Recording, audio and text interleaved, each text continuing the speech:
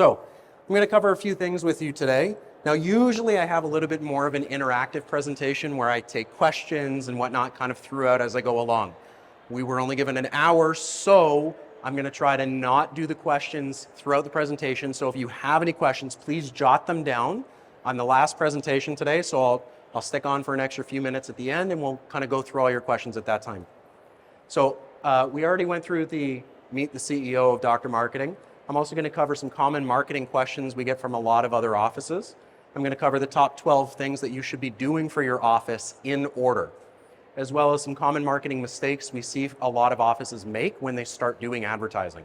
I'm going to cover top marketing FAQ questions, as well as a little bit about Dr. Marketing, and then at the end I'll cover some case studies and answer any questions that you might have. So we already met the CEO, that's me, Brandon. We had already gone over the entire background, so I'll just kind of skip this whole process, but I've been basically doing this since 2014, running Dr. Marketing, but I've been in the dental industry since 2008, working in both advertising and telecom. So I know a lot about dental and a lot about marketing. Now, common marketing questions. There are 5 questions that come up whenever we start doing advertising for anyone. And those questions are, how much should I spend on marketing? Right? What should your budget be? Next is, what platform should I use to market? Right? Should it be Google? Should it be Facebook? Should it be print? What should I be doing? Next is, who should I promote my ads to? Right? Geographically speaking, what area am I targeting? Demographically, what's their age, gender, marital status? Do your patients have kids? Do they not have kids? Right? Figure that out before you start advertising. Next question. How do I rank higher on Google? And then my personal favorite, if I'm spending money in marketing, why am I not generating any leads? Where's the money going? So this is the only point where I'm going to ask if you have any questions. So outside of these 5, does anybody else have any additional questions you were hoping to get answers for?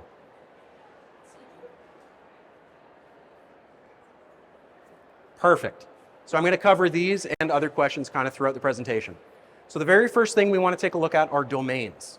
Now, there are 2 types of domains. The very first one are business name domains. It's like brandondentistry.com, right? Like, that's how people who know you are able to find you. Then you have keyword-based domains. Keyword-based domains are like emergencydentistatlanta.com, right? It's tied to a specific service, location, or industry. It could be dental implants Atlanta. It could be child dentist Atlanta, right? Typically, you would register a keyword-based domain if your business name was not available.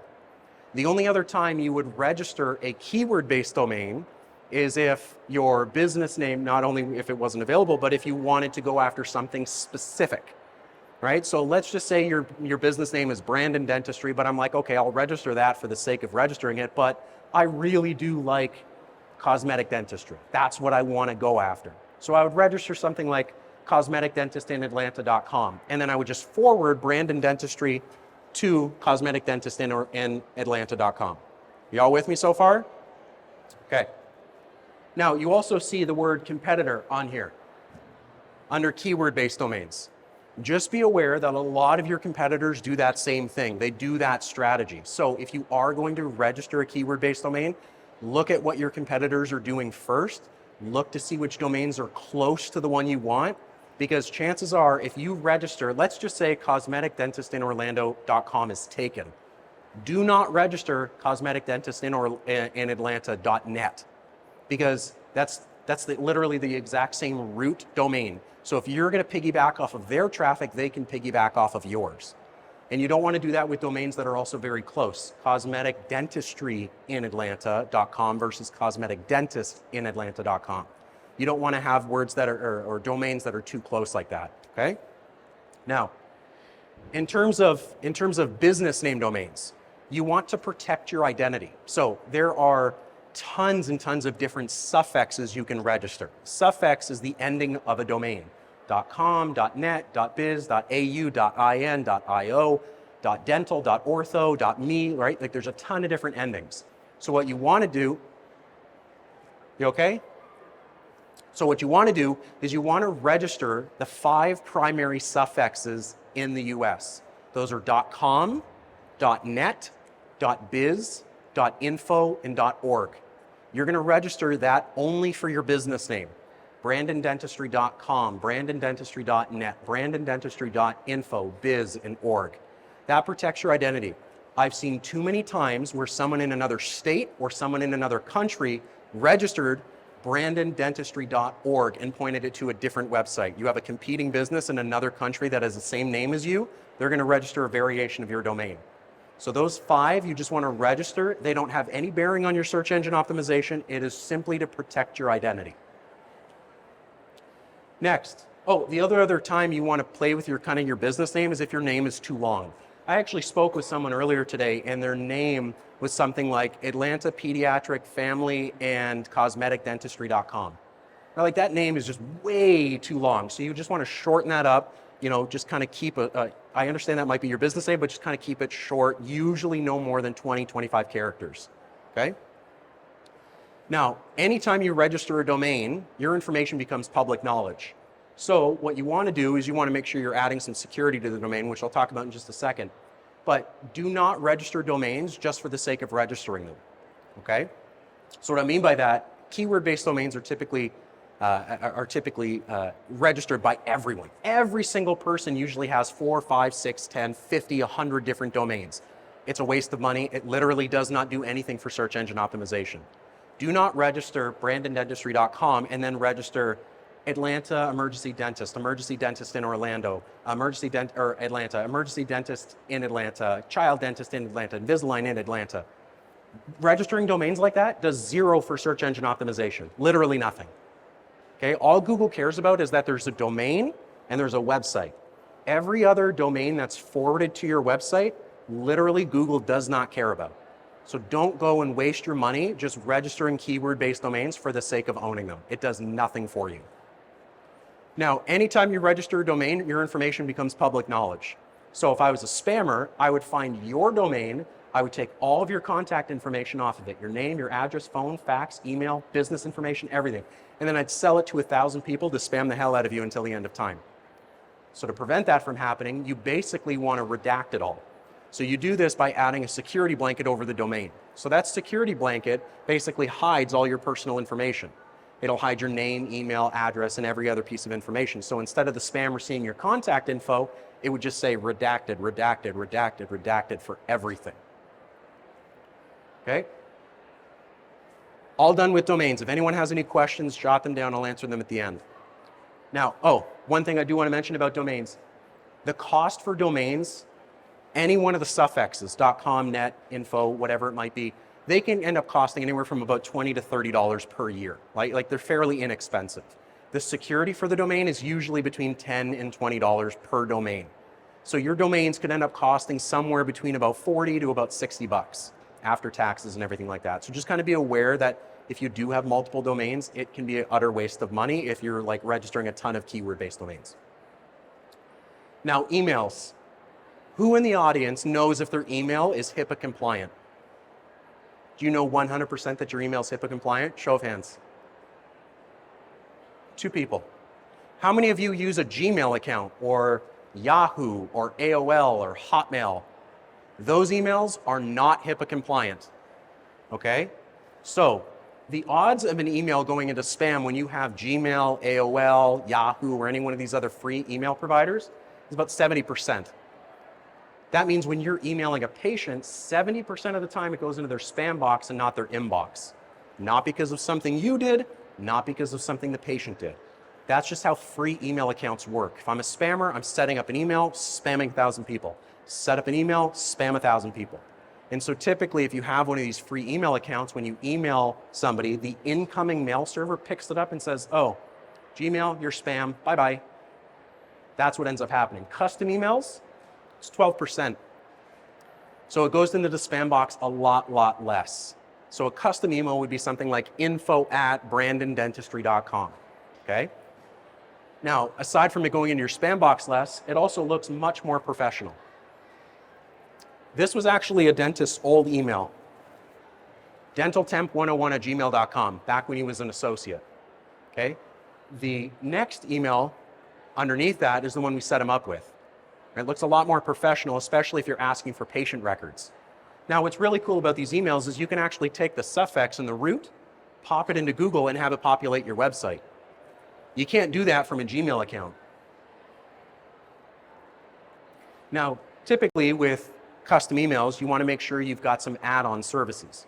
So one of those add-ons would be data backup. If you or your staff accidentally delete a folder, a contact, sent received message, that data backup can automatically restore it. Next is malware protection. So that helps fight against viruses. If you get an email that says, hey, you missed this unpaid invoice, and someone clicks on it and it's a Trojan virus, that that virus stays in your email and doesn't migrate it to the inbox. Next is anti-phishing software. So it actually does for you in the top corner what I just explained, but it works for your benefit. It means if you get an email from a known spammer, that email will go straight into your spam box and not your inbox. Next is email encryption. There are 3 types of encryption. The first is on free email accounts. You can have an app add-on to a free email account like Gmail or Yahoo or something like that, and you have to manually encrypt every single sent message. So in parentheses in the title, you have to write the word encrypt for every single message. Not overly HIPAA compliant, okay? I don't even think it'll pass if you try that. Next is something called TLS protocol. It's offered by G Suite or Microsoft Office 365. It encrypts the entire mailbox. So sent, received messages, contacts, folders, everything. So that's HIPAA compliant. That's what you want. Okay, those emails are usually between $20 to about $60, depending on the space. The last form of encryption is next level. I'm sure some of you have used this before, where you have to you log into a portal, you send a message to a patient or another office. In order for them to answer it, they have to log into the portal, create an account, see the message, and respond. You don't want to do that, right? Like that's like next level security. Typically that's reserved for like lawyers and stuff like that. Medical offices, you're okay with TLS protocol. That's very standard for HIPAA compliance. Next is desktop and mobile integration. So if you read and reply to an email on your phone, it's also read and replied to on your desktop. So this is why you're not replying to the same message by accident. And next is you want to have at least 50 gigs of storage. That could be enough for anywhere from about 50,000 to 250,000 emails, depending on the space for each email. So sometimes certain emails might take up more space because you're sending patient records. So that's why you want to have at least 50 gigs of storage. Now you can always up that. You can go to 100 gigs. You can go to 1 terabyte or even more than that if needed. But some offices I personally have been working with for almost about 9 years, haven't even touched 3 gigs. So just be aware of that, okay? Next, update your website. So this is how most website companies work. They will design your website and then they will launch it and then they will leave it alone forever unless you tell them. 6 months later, that website company says, you know what, I want to make more money. So I'm going to build better websites on a better system with better technology. In order for you to get that upgraded, you have to pay that company to upgrade you to that new website. 6 months later, they say, you know what, I have even better websites and better technology. In order for you to get that, you have to pay to upgrade. And that's how website companies get you, okay? So what ends up happening if you do not upgrade over time, you're going to notice that there are errors on your website, like it doesn't properly load, or the map is broken, or other links are broken, or the security license wasn't renewed, or oops, nothing's here, 404 page error because they forgot to disconnect one of the links when they removed a page. Very, very common. How websites are built nowadays, I have one master website. I sell it to 50 people. I customize each person's website for their colors, their logo, their content, their imagery, their styles, and everything. If I update the master, it automatically rolls out to every single person's website. So it actually keeps your website updated as time goes on. This is a newer form of technology. Now, this newer form of technology also keeps your website designed for the appropriate screen size. Now, I say screen size, not device. Older technology was based on the device, tablet, laptop, desktop computer, or computer monitor, or phones. That's a device. What I'm talking about is a screen size, because you can get phones in different sizes. You get tablets in different sizes. You get laptops in different sizes. So the newer form of technology is called React, R-E-A-C-T. That's how your website should be built, and that's what it should be built on. So that will auto adjust your website based on the size of the screen of the user. So what I mean by this, each piece of this website is floating. The picture's floating, the text is floating, the logo's floating, and the navigation tabs are floating. All of these things are different. So if you look at it on this device, you can see the navigation turned into a hamburger menu. You can see Whitby Family Dentist is stacked, but over here it says Whitby Family Dentist. If the screen was bigger, it would say Whitby Family Dentist like this, and the face would get pushed over. So this is what React does. It manually adjusts the widgets on your website so that way it formats properly to the device size. Next, optimization. So you've got your domain, your email, and your website set up. Now you need to optimize it. There's two types of optimization, static and dynamic. Sorry, this is where my water was. I was looking for it earlier.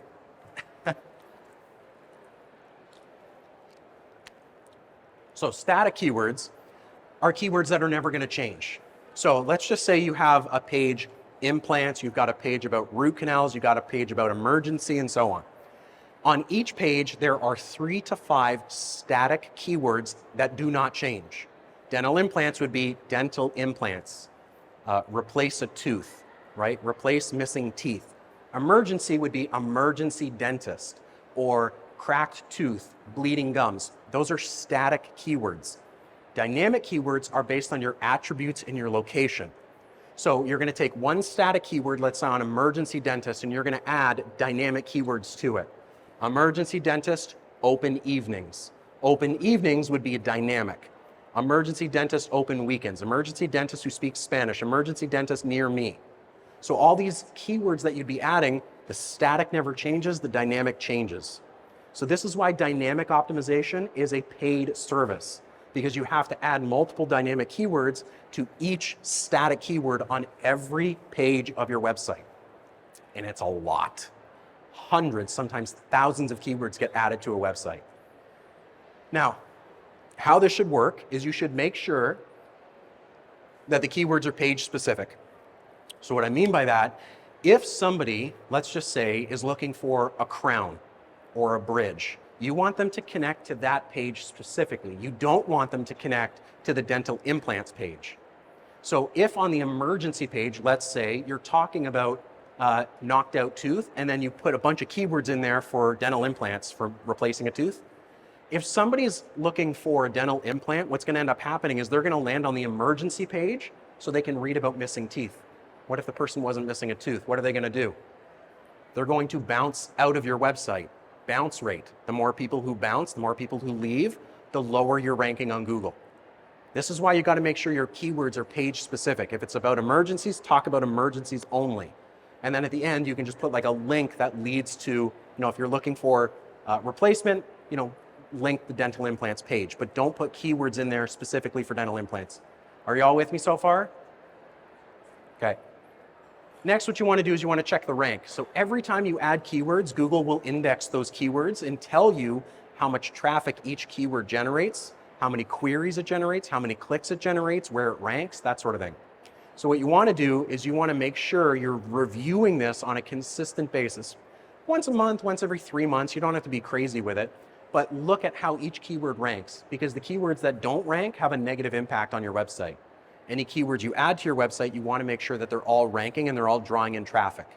So let's say your top 10 keywords generate 100 visits a month, but then your bottom 50 keywords generate 1. Those bottom 50 keywords are bringing your overall rank down. So this is why the dynamic optimization, again, is a paid service, because dynamic optimization, if it's done correctly, will remove those keywords that don't rank and replace them with new ones. Then you have to add more content. So you take a look at those keywords, you see which ones rank, and then what you do is you add a blog to your website to talk about those individual keywords. So let's say your top keyword is, what's more expensive, dentures or implants? Let's say that's the top keyword for your website. What you have to do is you have to go online and create a blog, dentures versus dental implants, what's more expensive? So the next time somebody types in that keyword, your blog shows up number 1. Okay, so you've got to add content consistently to your website. Now, one of the other things that very sorry about that. Thank you. One of the other things that you also have to consider is that when Google looks at the content of your website, they see how many queries it's generating for a particular keyword. So let's say dental implants on the dental implant services page generates one hit to Google. That is one hit to Google, one page, okay? In order for you to show up more for dental implants, you have to add more content for dental implants, and you do that through a blog. What you don't want to do is you don't want to have one page for dental implants for single tooth, one page for dental implants for multiple teeth, one page for dental implants for all on floor, because the patient would look at that and be like, what the hell do I click on?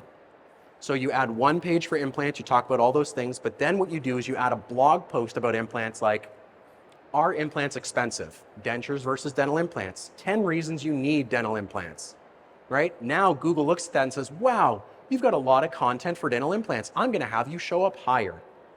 That's how it works. So you have to make sure you're looking at the content and the keywords on a consistent basis and adding content in appropriately. Now, how to optimize a website. So whether you're doing static or dynamic, there are specific places you need to optimize on your site. One of those places is in the tab of the browser itself, right at the top, okay?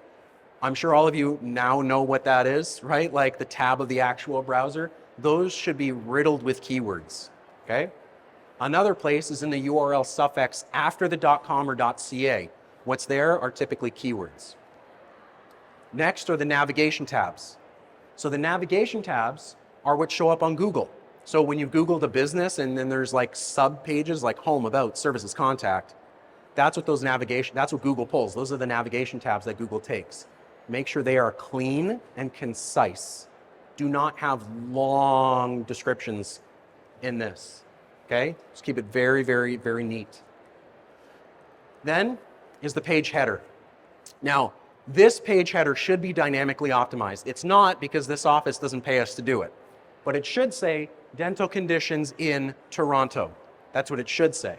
And it should be like that on every page. Root canals in Toronto, or root canals in Thornhill, or root canals at Yonge and Eglinton, right? You can leave it specific to your location or to a postal code or a zip code or a intersection or whatever it might be. Next is a page summary. So this is also what shows up on Google, okay? This short little blurb. This should also be dynamically and statically optimized for content. Next is the content on the page. Now this is where it starts to get a little bit tricky in terms of designing a website. I could have one page that talks about periodontitis, one page that talks about abscesses, one page that talks about impacted wisdom teeth and snoring and sleep apnea and halitosis and every other condition under the sun. The problem is that these individual pages don't generate enough traffic. So what ends up happening is it brings the overall website ranking down. And so what you want to do is you want to merge relevant content together. And I say relevant content, okay? That doesn't mean you're going to put root canals on the same page as implants. You're not going to do that, okay? So you're going to put relevant content together. So in this circumstance, we put together conditions, okay? So what you want to do when you merge content together is you're going to push the relevant content to the top. You have to appeal to the masses. Because if I pushed abscesses towards the top, they got one hit a month with abscesses, but get 50 hits a month with sleep apnea. So why would abscesses be near the top, right? You got to push the sought after keywords towards the top and everything else towards the bottom, okay? Rank it accordingly. And the way you do that is you look at your keywords, then you take a look at your content, and then you just kind of rank based on how much traffic each keyword generates. Y'all with me? Perfect. Next, titles and descriptions. There are 4 things on the back end of a website. The URL, which you can customize, which I mentioned, that's point number 2. The title and the description are what show up on Google. So when you Google a business, you have a URL, you have a title, and you have a description. That's, if you literally look on Google right now, that's what you'll see, a URL, a title, and a description. You can customize all 3 of those things. And again, they should be statically and dynamically optimized.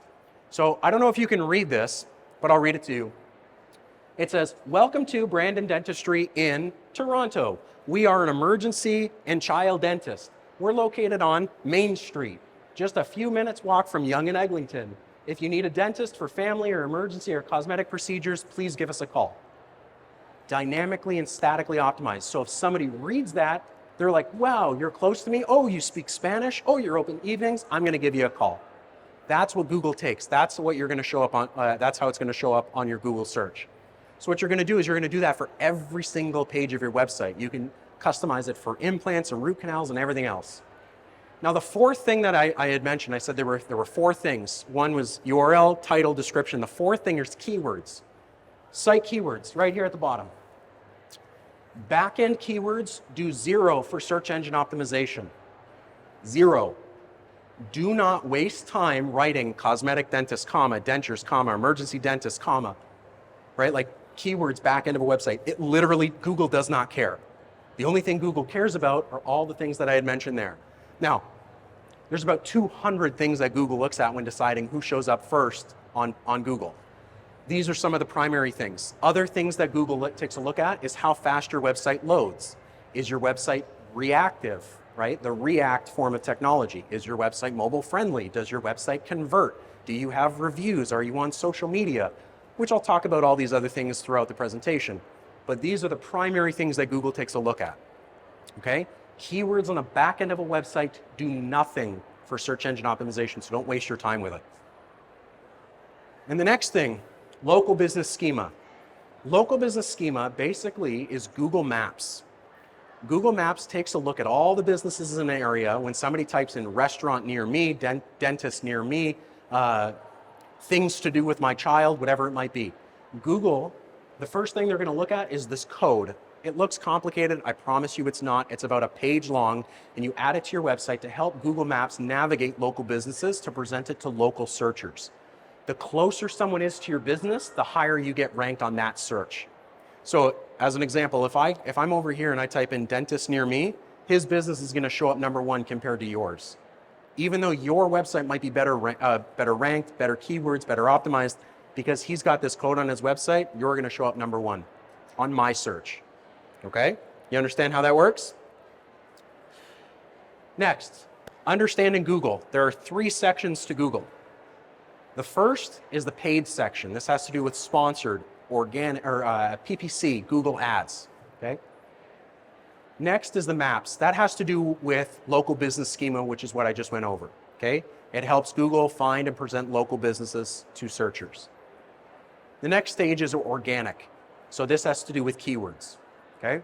So basically what we want to have happen is you've got tons of keywords that you can optimize your website for. Cosmetic and peds and dentures and emergency and everything else under the sun. What you want to have happen is you want to take a keyword, you want to pop it into Google, and you want to have that page of your website show up. So you can see on this in this particular circumstance, they've got one indented page, orthodontics. The implants page isn't there. Crown and bridge isn't there. Root canal isn't there. One page, because the patient typed in orthodontics near me. So what does the patient do? I typed in ortho. I'm going to click ortho. I find ortho in one click. Then they contact you right away. Okay? You want to make sure, this is why you want to make sure your keywords are page specific, because it draws the right traffic to the right page. Next, once the website's good and optimized, you want to add in some conversion tools. There are multiple different types of conversion tools. Chatbot is one, book online is one, a click to call now button is one on a mobile device, a web form is another conversion tool.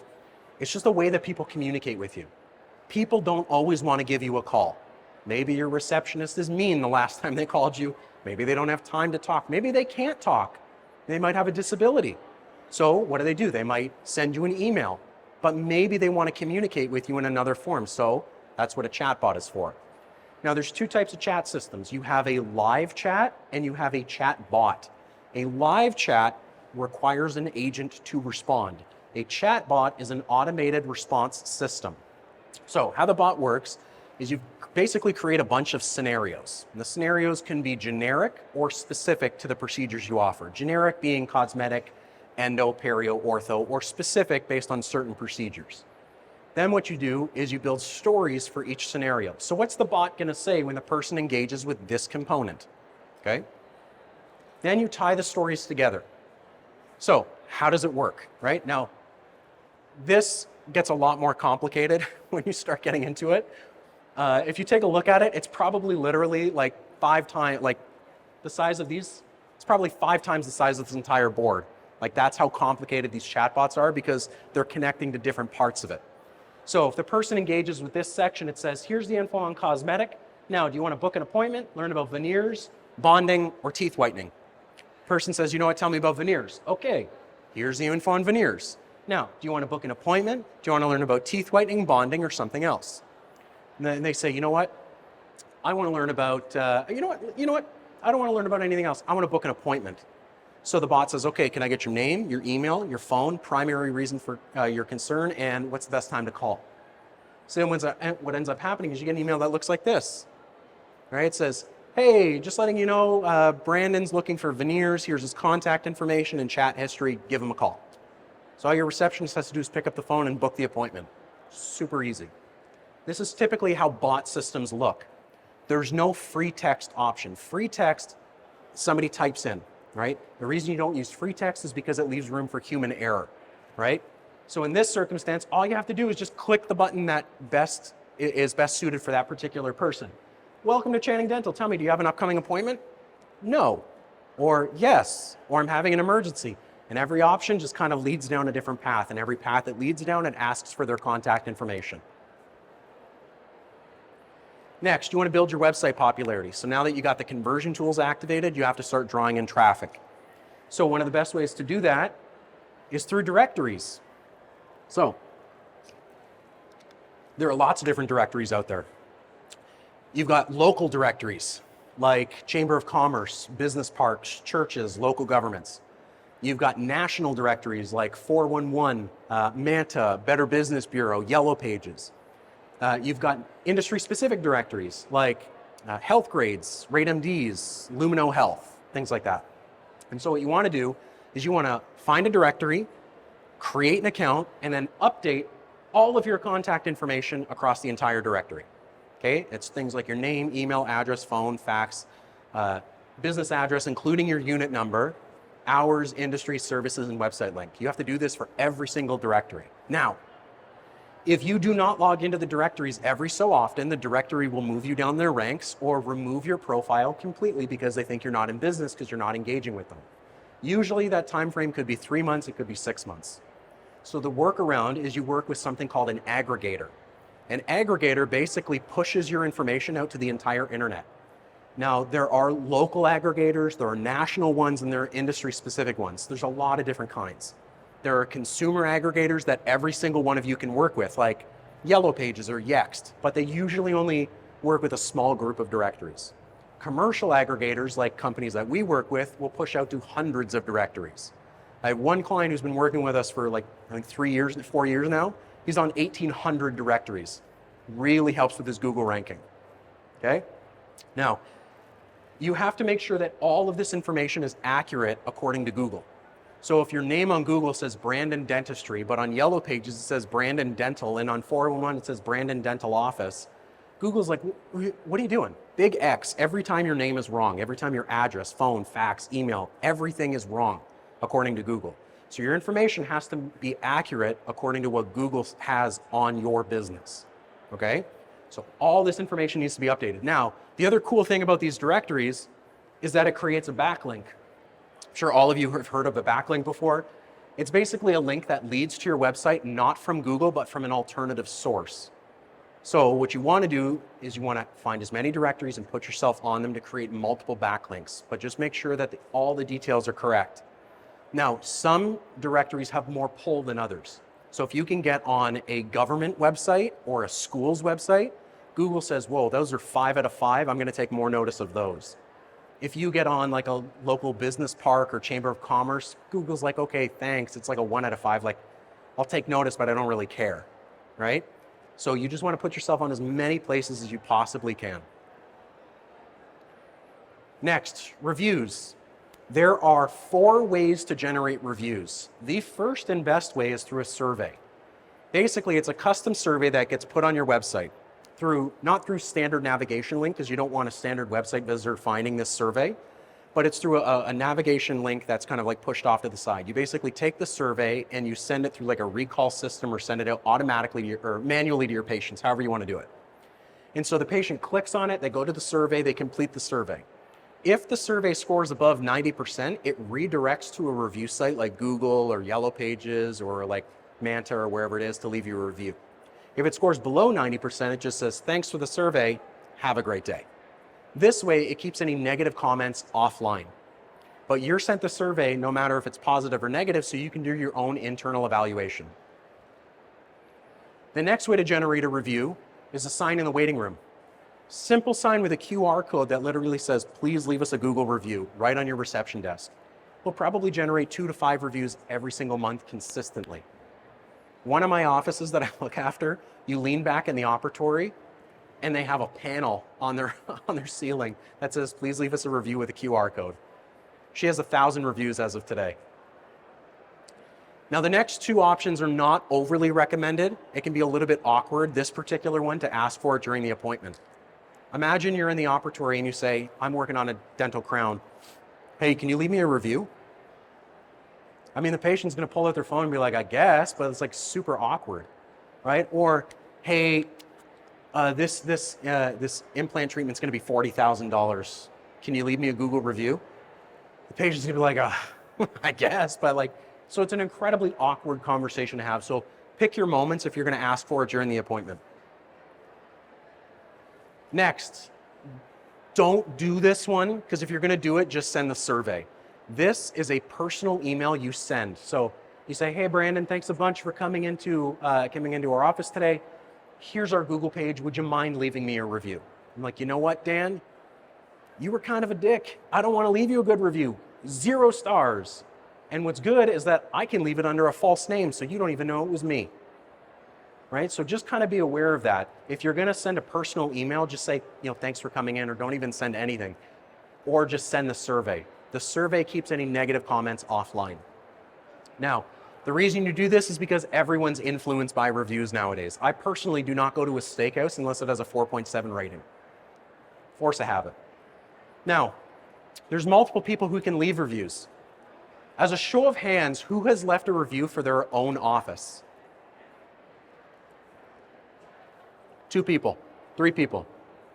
There's like 100 people in this room. Why haven't you left a review for yourself? There are 4 people that can leave reviews. Your patients, what it's like being treated by you. Your staff, what it's like to work with you. Your vendors, hey, I just bought $200,000 of equipment from you. Would you mind leaving me a Google review? Of course that vendor's gonna say yes. He'll probably leave you 10 reviews online and he'll get all of his friends to do it. And then at the same time, yourself. You know what? My name's Brandon. I run Brandon Dentistry. I'm a family dentist in the community. I just want to make sure everyone smiles. Come on into the office and we'll treat you like family. Why would you not do that? Google, Yellow Pages, Facebook, RateMDs, Health Grades. That's like 5 review sites. I get 5 free reviews right there. Now, don't take what I just explained to you and go jam-pack yourself with like 50 reviews today, because it looks incredibly fake, okay? So, go after a couple people every week or every couple of weeks, okay? And don't push everything to Google. Google doesn't want that. Google cares about reviews, but they care more about diversity. So push some reviews to Yellow Pages, push some reviews to Facebook, because if somebody Googles Brandon Dentistry, it would look a lot better if Google said 5 stars, but you had also Yellow Pages and Yelp and Health Grades and RateMDs and Facebook also said 5 stars, right? People take notice of that, not just Google, but also patients take notice of stuff like that, okay? Now, once you kind of get all these things in place, you want to start drawing up some traffic. You want to get the wheels pumping for your office. You want to start generating some business.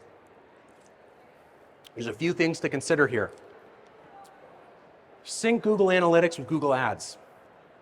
If I started a campaign for you, sir, and I said, hey, can I know the time of day that I should advertise? Would you know that off the top of your head? No. How about you? Would you know the keywords that I can advertise for your office? Probably not, right? How about you? Would you know the demographic information of the patients that I should be targeting? age, gender, marital status? Would you have that information ready to give me right now? A lot of it would be best guess. A lot of it would be best guess. So instead, you basically take the analytics report from your website and you plug it into the ads. You say to Google Ads, hey, I want to drop this much money, okay? And they say, okay, perfect. I'm just going to take the information right from your Google Analytics report, how people are engaging with your website, and I'm going to use that on Google Ads. Very, very simple, okay? So the analytics report just plugs right into your Google Ads, and then Google Ads would just say, okay, I'm going to advertise at these times a day, I'm going to advertise for these keywords, that sort of thing. Then what you want to do is you want to kind of modify Google Ads a little bit. So you don't want them to promote for everything at all times a day and for all keywords, so you want to modify it a little bit based on what you want. So the procedures, what do you want? What are you going to promote for? Are you going to promote for teeth whitening, implants, Invisalign? What are you going to promote for? Then what you're going to do is you're going to plug in some keywords. Now there's 3 types of keywords. You have broad, exact, and negative. A broad keyword is 1 or 2 words that match a sentence. Okay? So it could be like, let's say the broad keyword is teeth whitening. Best teeth whitening provider near me. Is teeth whitening expensive? Does teeth whitening hurt? Doesn't matter what they type in, teeth whitening is the broad keyword. An exact keyword is a phrase. Best teeth whitening provider near me. In order for your ad to appear, the person has to type in that phrase specifically. Then you have negative keywords. These are words you do not want to show up for. They trump broad and exact. So if I put in free, cheap, affordable, inexpensive, Medicare, Medicaid, whatever I want, as a negative keyword, if the person types in free teeth whitening provider near me, teeth whitening may be a keyword that you want to show up for, but because the free was in there, your ad does not appear. So you want to make sure that you are adding appropriate keywords. Now, you have to be very careful of things like this because you can't just put free in there as a negative keyword, because what if the person types in pain-free dentistry? Right? So you kind of have to keep that in mind, okay? And you can customize the ads and the keywords and the negative keywords based on individual campaigns. Then, what time of day is best to promote? I am going to ask this question. Does anybody know what time of day they should be advertising for Google Ads? Anybody want to take best guess?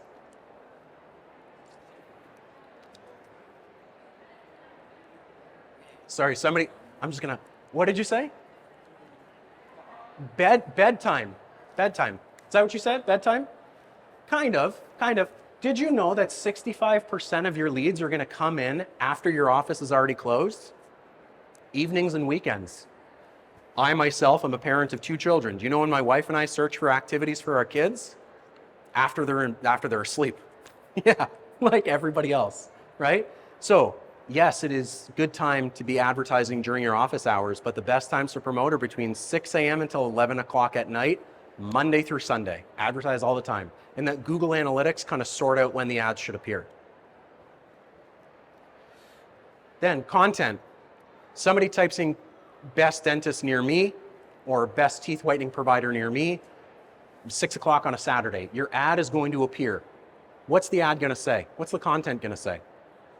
Okay, it could say teeth whitening near me, or teeth whitening near you, Brandon Dentistry, Cosmetic Dental.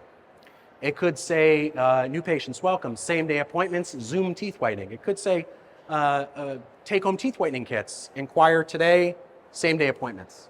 Right? Like it could say any number of things. The objective is to figure out what content works with what keywords at what times of day. Then the budget. This is the fun stuff. Now, let's just say they're around 3 miles around your office. There are 50 dentists promoting for teeth whitening. The average dentist spends $500.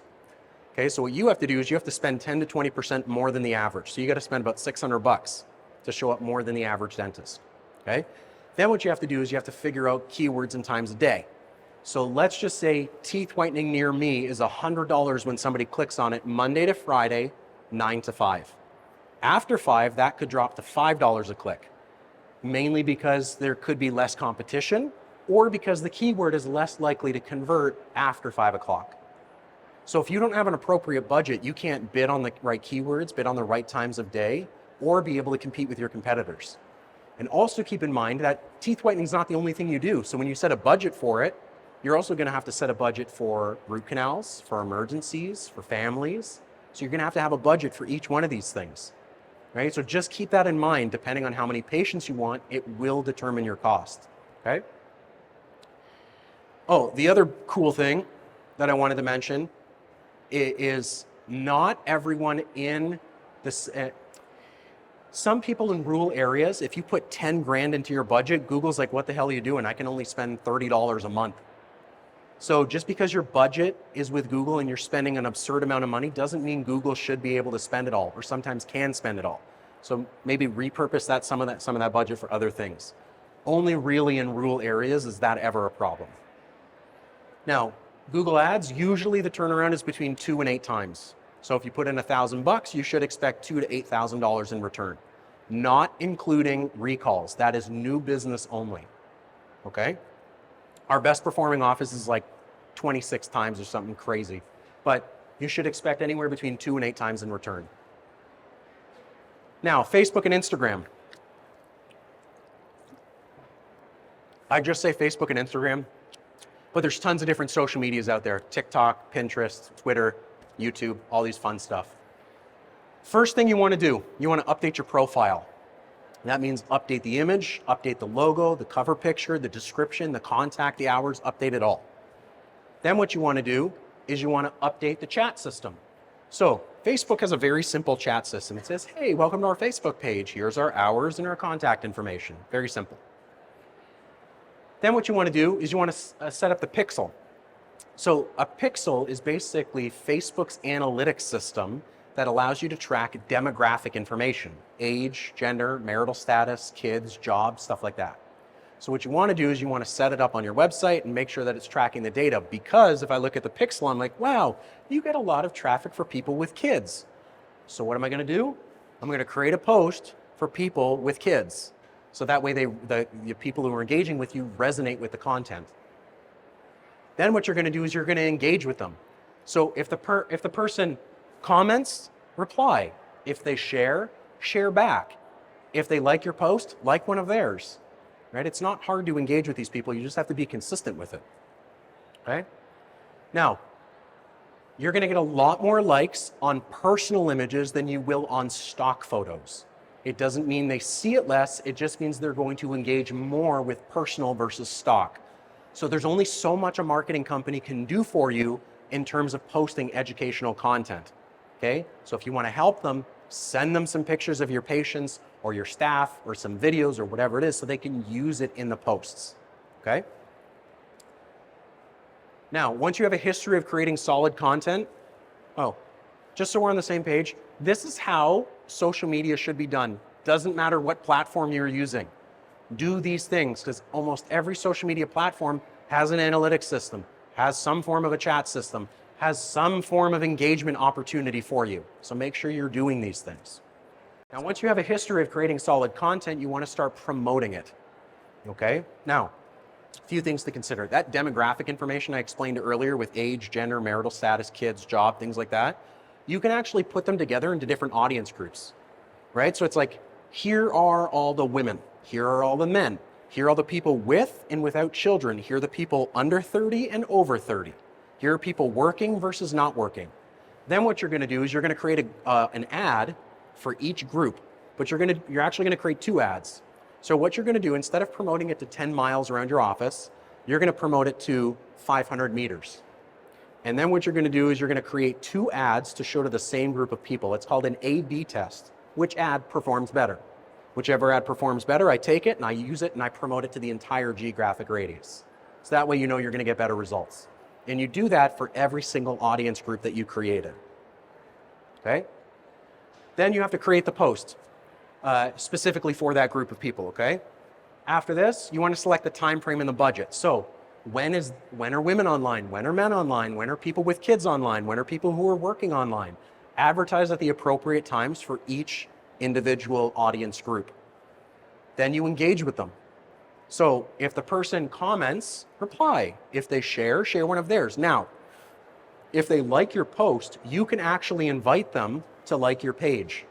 So not only will promoted posts promote you to everyone in a geographic radius, not just your followers, but this is also how you generate additional followers. So it will generate leads and more followers for your organic content.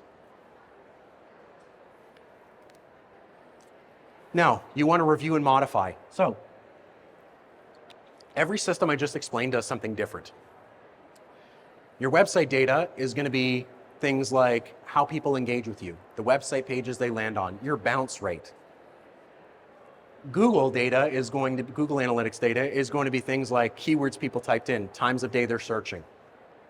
Facebook Analytics is going to be demographic information. So what do?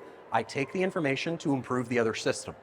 So what you're going to do is you're going to look at Google Analytics. You say, wow, people search for implants at 8 o'clock at night. So what are you going to do on Facebook? You're going to create an implant post at 8 o'clock at night. Then you look at Facebook and you say, wow, there's a lot of men engaging with that content. So what are you going to do on your website? You're going to create a blog post for men, or you're going to change the website imagery to more coincide with men. Okay, specifically on that implant page. Okay. Now, there are other complementary marketing efforts that I didn't go over with you already that work better in tandem with other things. So, as an example, email marketing. If you're going to go and send a newsletter to your patient once a month, like, hey, prom's coming up, get your teeth whitened, take that same messaging and create a social media post literally around the same thing, or write a blog post literally around the same thing. Internal brand development, that's creating like staff uniforms or little plush toys, or having a brand or an identity. I gave this really cool idea to a dentist in November of last year. I said to him, take a Christmas tree or a menorah or whatever you might believe in. Take a Christmas tree, put it in your lobby. Go to the dollar store and go wrap up 50 presents for kids. Put them under the tree. Every kid that came in, he gave a present to that child. Now, he did a lot more than 50. I think he ended up giving out like 400 presents between November and December. In January, now this dentist was probably only getting about 40 to 50 new patients a month. January, he generated 212 patients in January. Because every person who came into his office who had a kid gave him a present and said, don't open it until Christmas. Don't open it until Christmas. So every person who had a child who got a present, when their family members came over, they're like, hey, I got a present from my dentist. Do you know how much loyalty that built for that family? I think he said he only lost 2 patients in January. One of them because he died. So like doing stuff like that, you want to make sure you're creating an identity for yourself. Don't just kind of take patients, right? Create an identity. That's how you get a lot of referrals coming in. Content marketing, right? Blogging.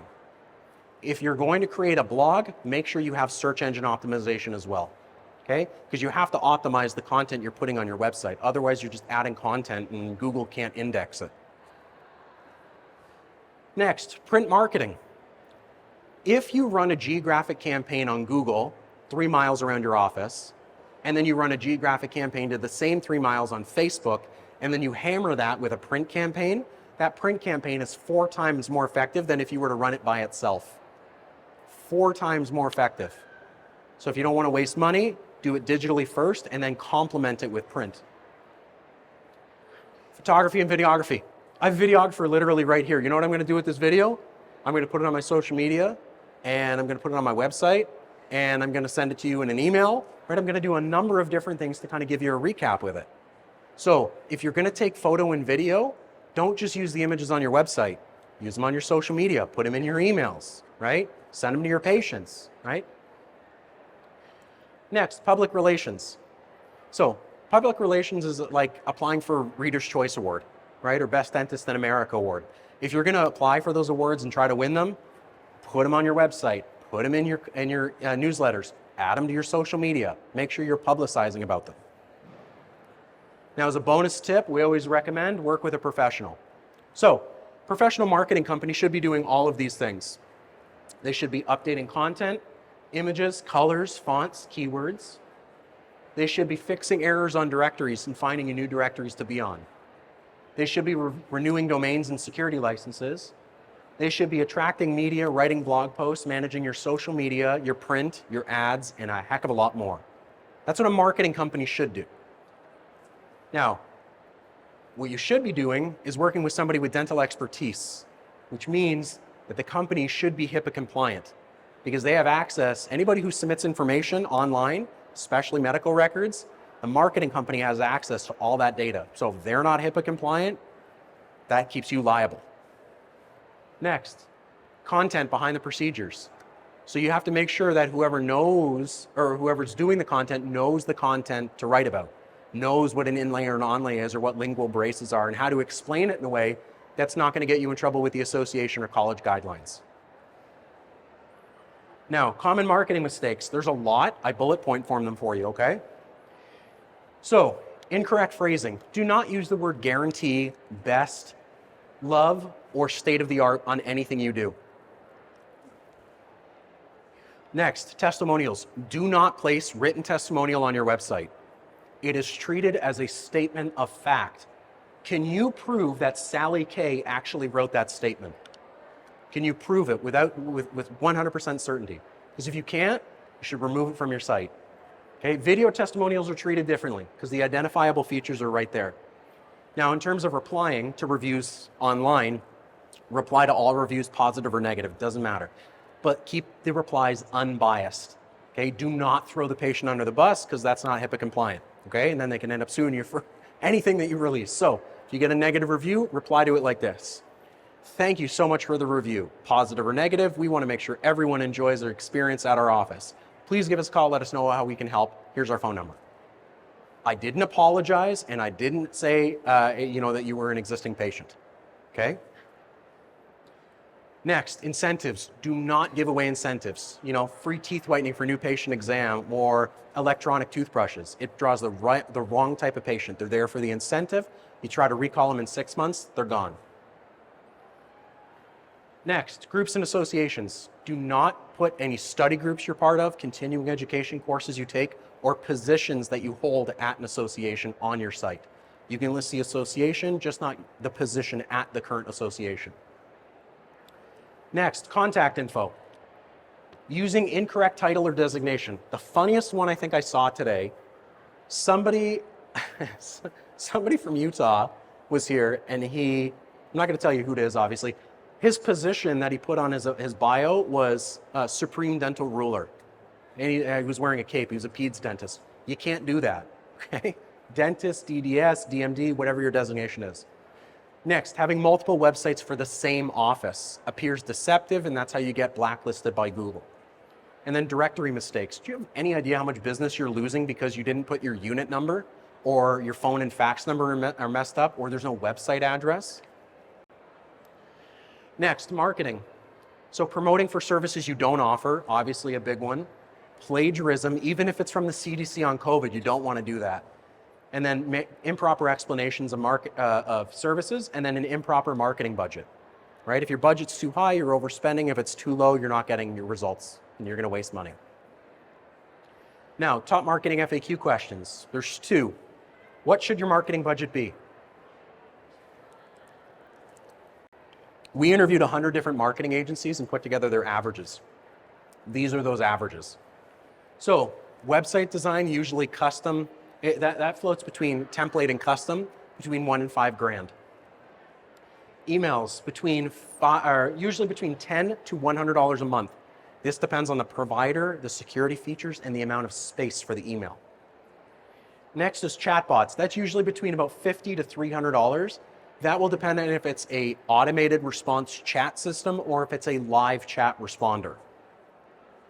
Next is directory listing management. So this fixes all the problems online and gets you found on new directories, usually between 50 to 300. Review Booster, that's the custom survey that I mentioned that sends out to patients. This price between 50 to 300 depends on if it's automatic or manual. Next, search engine optimization. So this usually floats between $250 to $500 a month, and that's the dynamic version that adds in the keywords to the static. Social media is the same, $250 to $500. That depends on the platform and how many posts you want. And then ads. Ads is specific to Facebook and Google ads, okay? So usually the marketing company will charge you on average about 20%, 15 to 25%, okay? So if your budget's 1,000 or 10 grand, that budget that marketing budget would be charged between 15 and 25%. Now just be aware, Do not pay a marketing company who charges you upfront for Google Ads. Google Ads and Facebook Ads have separate billing systems. They like to charge you separately. The marketing company will charge you for the management, and Facebook and Google are responsible for charging you separately. Anybody who is charging you upfront at the beginning of the month and says that they're going to pay Google or Facebook directly, cancel them right now. Chances are they are flat out stealing from you. One office that I work with in Texas was paying about $3,000 a month to his marketing company. When we looked at it, he was only giving $700 to Google. The other $2,300 was being pocketed by the marketing agency. That is a scam, so do not pay people upfront for Google Ads or Facebook Ads. They have separate systems for that. Now, everything added up should be 1 to 4% of annual sales. Okay? Now, the reason for that fluctuation, if you are about to retire or you're a specialist or you're booked 6 months in advance, you're going to be 1% or lower. If you just built out a new operatory, you just hired an associate or a hygienist and you have schedules to fill, you're going to be 4 to 10%. Okay? Now, you could be at 100% if you're a brand new office, but usually that number is determined by how far you're booked, how many operatories you have, how many patients you want, how many active patients you have, recalls and stuff like that. Okay? Now, is your marketing working? I know we're just about at time, but if anybody has to go, I understand, but there's only a couple slides left for me to go over. I'm the last presentation today, so I don't think that they'll matter too much. Are we good? Yeah, we're good. Okay. All right. So tips and tricks. Website design. Look at your website on multiple devices. You would not believe how many sites that I saw today and yesterday because with errors on them because they weren't looking at the device. They think desktop is what they're going to look at. 70% of the people who are going to engage with you, mobile device, specifically their smartphone. So look at your website on your phone to see how it converts. Next is search engine optimization. Here's a cool trick for you, okay? Right-click on your website and click View Page Source. Then what you want to do is you want to hit Control F. Control F is a master find. I'm sure some of you might have used it before. And you're going to type in words like title and description. When we were going over optimization earlier, that's what I was explaining to you, what a title and description is. So you can actually do this for every page of your website to see how it appears on Google. So you can see if the person who's actually managing your website and optimization is actually doing their job. Then social media and blogging. Look at it. Read the content. Make sure they're using appropriate hashtags if that's the platform you have, or they're using appropriate links, or using appropriate pictures, or they're posting consistently. Somebody told me they were spending $1,000 a month in social media. $1,000 a month. The person hasn't posted since June of last year. You have any idea how much wasted money that is? So make sure that they're posting consistently, okay? And then ad spend. So typically, patients can float anywhere between, whenever you're doing ads, between $150 to $250, okay? The reason for that fluctuation is because your staff plays such a pivotal role in the conversion. You know what? I listened to so many recorded phone calls. I get these ones a lot. Patient calls, "Hi, I'm having a dental emergency. Can I come in today?" Receptionist response, "Sorry, we're busy." Patient says, "Okay, can I come in tomorrow first thing?" Receptionist, "Sorry, we're busy." Patient, "Okay, when can I come in? You tell me that," right? Patients get super frustrated at like simple responses. Other reasons why patients get frustrated. "Hi, thank you for calling Brandon Dentistry. We're busy right now. Can you hold on 1 second?" Patient's like, what the hell was that? Right? So don't do stuff like that. Pick up the phone appropriately. The other thing that you have to consider, follow-up. How many of you actually follow up with the leads or know your staff are following up with the leads? Raise your hand if you have a solid follow-up plan for your office. And by solid, I mean you're touching each lead 5 times. No one. One person, one person. So what you should be doing, the lead comes in. Listen, you just spent $60 generating that lead on average. Okay, your receptionist should pick up the phone and call the second that lead comes in. Now, if it comes in overnight, you call them in the first thing in the morning, okay? They don't answer, you leave a voicemail. You call them 3 hours later because maybe they got busy. Then you call them the next day. Then you call them the next day. Then you leave them or send them an email. Then you call them at the end of the week. 5, 6 times. If they don't answer after 5 or 6 times, you have my permission to throw out the lead. But I promise you this, if you create a solid follow-up plan for your office, you will close, I promise you, at least double the amount of patients that you are closing today without doing anything different. Okay? Solid follow-up plan is so, so important to your office, okay? Now, a little bit about Dr. Marketing, just to kind of give you guys some ideas. We're a full-service marketing agency. So if you need anything, you come to us. We specialize only in working with dental practices. That's all we do. I don't do work with contractors, I don't work with lawyers, none of it. Our service has no contracts. Start today and tomorrow if you're totally unhappy. I personally haven't lost a client in 6 years, almost 7 years, right? So I'm not too concerned with that. Next, we save the average office 36 hours. 36 hours a month. That is a ton of time, okay? And we like to take our time, be easy to understand, and offer effective and efficient service, which is why I've already gone over my time by 6 minutes. And cool part, we've got partnerships with Google, Facebook, Microsoft, GoDaddy, and Constant Contact. So I mean, if these billion and trillion dollar companies trust us, I think you should too. Now, in terms of services, we offer literally everything. Anything marketing related. If you need a patient, if you need window decals or radio campaigns or Google ads or social media optimization, graphic design, whatever, you can trust us to get that for you. Now, I did put together some case studies for you. Different offices, different locations, stuff like that. I wasn't too sure what to expect at this conference, so I kind of put together different sorts of locations and specialties. Hopefully y'all can read it. I know the font might be a little bit small. But this particular office on the end, spending $6,800 a month, generated 76 patients last month, or on average throughout all of last year. It's a lot of patients. I think all of last year he generated almost 900 patients last year. 900 patients. In total, I think he generated $1.2 million of new business. His bill from us with one-time fees was about 80 grand. $1.2 million in new business. It's not bad. Now, that's pretty much the end of my presentation. Does anybody have any questions? Yeah, I'm just going to come on down. What's your question? Did you mention anything about WhatsApp? WhatsApp. Did we mention anything about WhatsApp? I didn't, but you can.